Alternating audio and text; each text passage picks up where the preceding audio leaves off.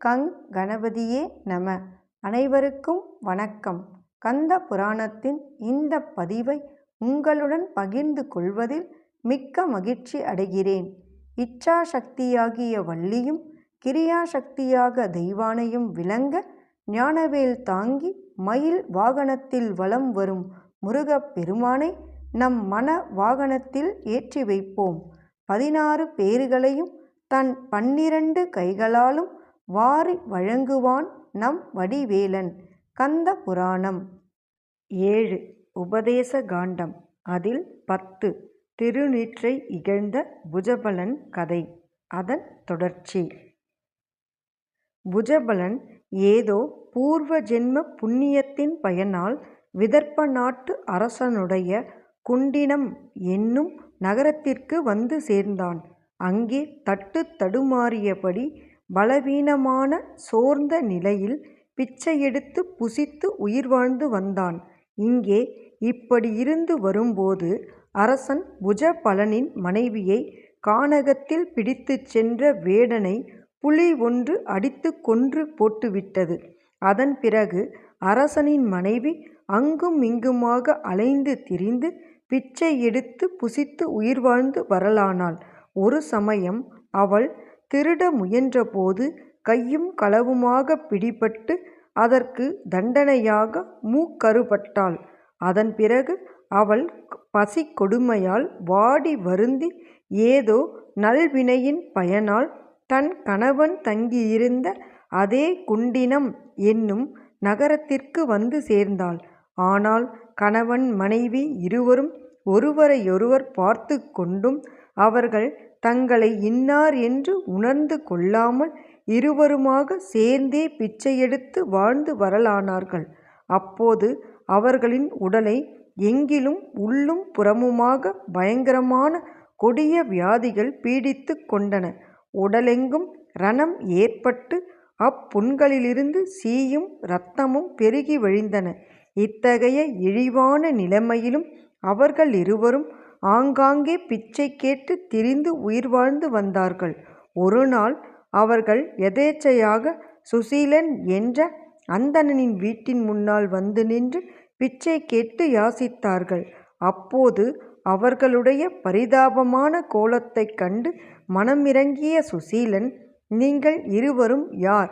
எத்தகைய பாப செய்கையின் விளைவால் இத்தகைய கொடிய இன்னல்களை அனுபவிக்கிறீர்கள் என்று அவர்களை நோக்கி கேட்டான். அதற்கு அவன், நான் வங்க தேசத்து அரசனான புஜபலன் என்பவன். ஏதோ கொடிய பாவத்தை செய்து இத்தகைய இழிவான நிலையை அடைந்து விட்டேன் என்று கூறினான். உடனே சுசீலன் என்ற அந்தணன் பெருத்த வியப்படைந்தவனாய் தன் மூக்கின் மேல் விரலை வைத்து அதிசயப்பட்டான்.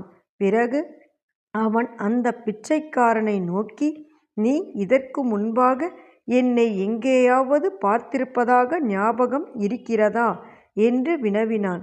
அதை கேட்டதும் அரசன், ஐயா, தங்களை இதற்கு முன்பாக எங்கும் பார்த்திருந்ததாக எனக்கு ஞாபகம் வரவில்லை. ஏனென்றால் எனக்கு வினாடிக்கு வினாடி புத்தி தடுமாற்றம் அதிகரித்து கொண்டே வருகிறது என்று கூறினான்.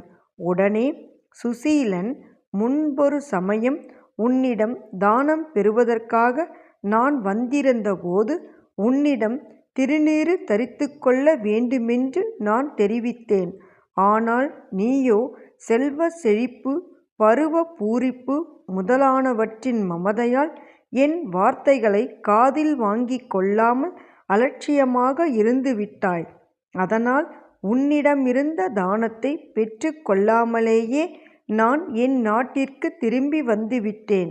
அன்றைய தினம் நீ விபூதியை நிந்தித்த காரணத்தினால்தான் இப்போது உனக்கு இத்தகைய அவலநிலை ஏற்பட்டு விட்டிருக்கிறது. அதில் சந்தேகமே இல்லை என்று கூறினான். உடனே அரசனும் அச்சம்பவங்களையெல்லாம் ஏதோ கனவில் நிகழ்வது போல் மனதில் வந்து மோதின.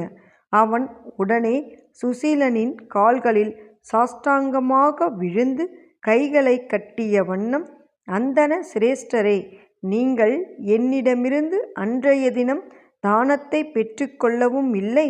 நானும் தங்கள் வார்த்தைகளை கேளாமல் விபூதியை அவமதித்து அதை பூசிக்கொள்ளவும் இல்லை. அந்த பாப செய்கையின் காரணமாகத்தான் எனக்கு இப்படிப்பட்ட மோசமான நிலை சம்பவித்து விட்டது.